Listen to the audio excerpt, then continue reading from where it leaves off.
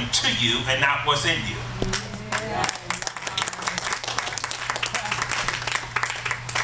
So this man is blind. So I want to share some things.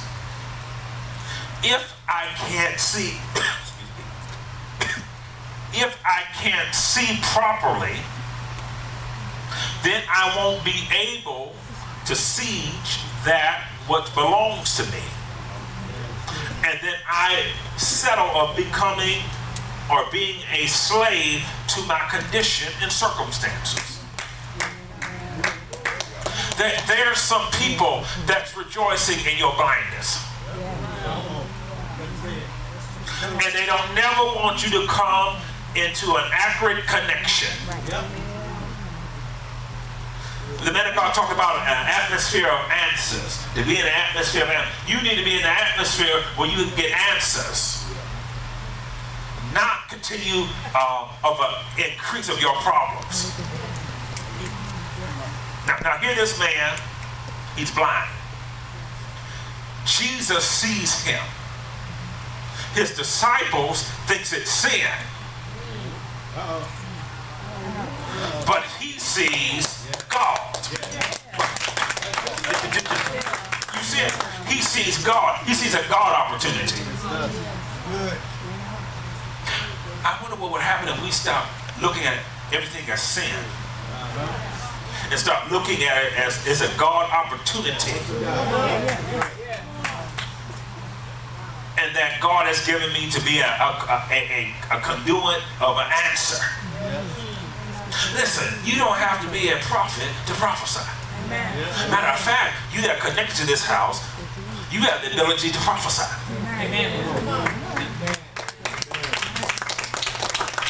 You see someone in trouble, you say, Father, in the name of Jesus, thank you that you're going to give me a word for them. You're going to give me a word in new season.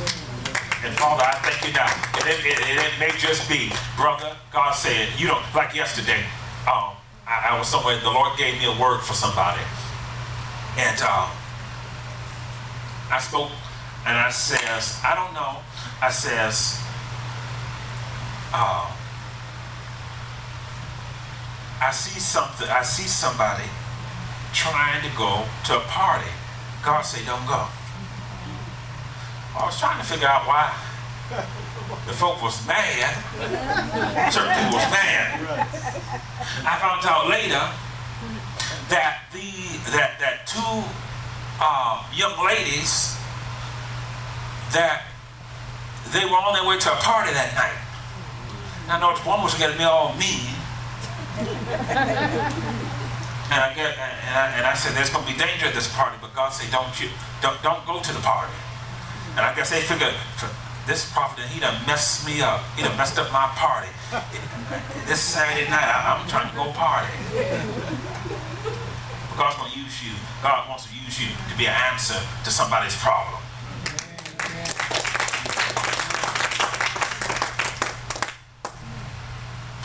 It was amazing as I was reading this text and I was reading about Jesus. I saw some things. I saw some things even about Jesus in this text. And I realized when you're walking in your destiny and purpose, get ready for the stones. Wow. Get ready for the stones. Get ready for the stones. Get ready for the persecution and the rejection. Because I found out many people that can't define you, they'll reject you.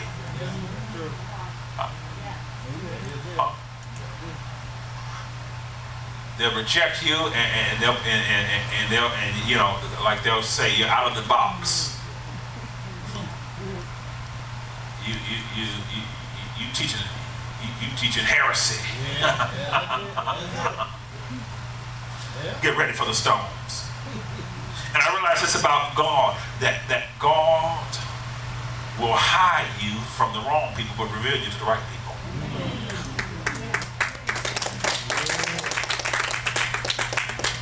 And I also saw in this text, in the midst of opposition, Jesus saw opportunity. In the midst of them throwing stones, Jesus saw an opportunity. He saw a blind man that had never saw, and he knew his assignment. in this season, you got to know your assignment. You got to know your assignment, because if you don't know your assignment, you'll just settle for anything. God called you to be a bus driver and you still a janitor. You got to know your assignment. Because I believe some people can't be helped because you're not in your assignment. Because you just can't do anything. You got to do what he called you to be. What he called you to be. That's what he wants you to do. If you're an evangelist, be an evangelist. Stop trying to be a prophet. And I know people today, they got you thinking that, oh my God, if you become an apostle, God called you to be an apostle, prophet, you have just arrived. But you know, you celebrate the call, but you don't want to embrace the scars.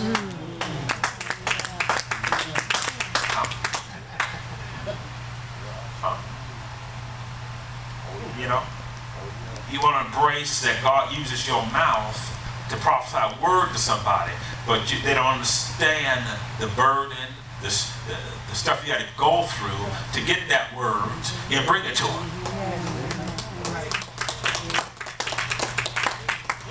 But learn to celebrate what God called you to do.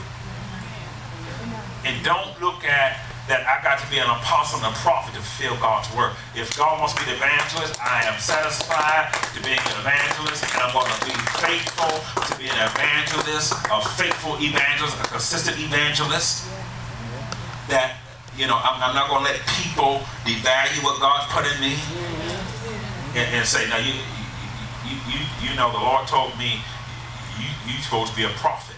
No, God called me to be an evangelist, and I'm happy with being an evangelist. I'm happy with being a teacher in the house of God.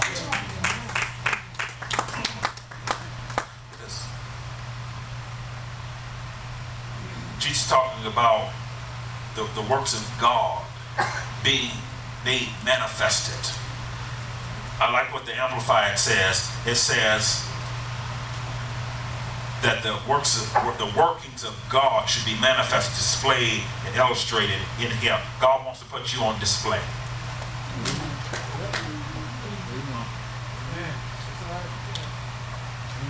I think that's an inaccurate song that we sing in the Baptist church, This Little Light of Mine. I'm going to let it shine. Let it shine, let it shine. No, you got a big light.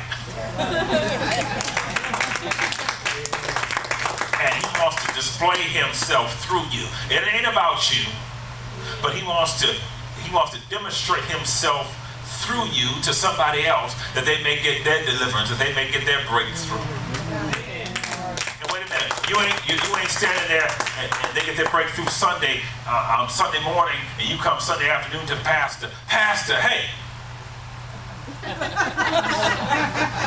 I prayed for Brother John Boy. He got healed. Tell him, Brother John Boy. And then you go out and make cards about, I'm God's miracle worker. If you need a miracle, just give me a call. But you realize, hey, like Jesus would do things, he would do His assignment and keep it moving. Right. You never sat around and said, now wait a minute.